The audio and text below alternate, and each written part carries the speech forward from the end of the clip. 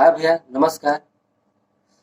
आज आप लोगन के बीच एगो और प्रोजेक्ट लेकर आयल बानी। बहुत अच्छा लगी आप लोगन के सुन के, और बहुत ही दिल से, दिमाग से बनाए हैं, गाए हैं भैया, और अच्छा लगी तो चैनल को लाइक और सब्सक्राइब जरूर करें।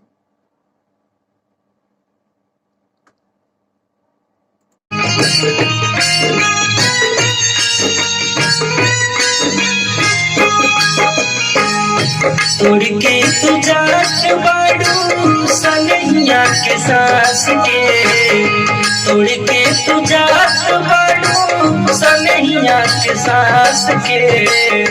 तू हम से अवधे जान तू हमरा लाश के, तू हम से अवधे जान तू हमरा लाश के। तोड़ के तू जात बाड़ू सनहिया के सांस के, तोड़ के तू जात बाड़ू सनहिया के सांस के। उहवा से अवधे जान पैबू हमरा लाश के, उहवा से अवधे जान पैबू हमरा लाश के। हाँ, तुझसे बिछड़ के जिंदा है, तुझसे बिछड़ के जिंदा है।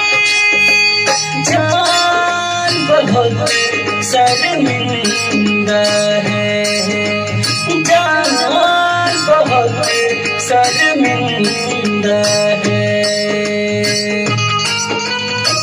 जगह तेरे दिल आया, जगह तेरे दिल आया। जी कर देखता कितना सोना तेनू रब ने बनाया, कितना सोना तेनू रब ने बनाया। ला ला ला ला ला ला रे ला ला ला ला रे ला ला ला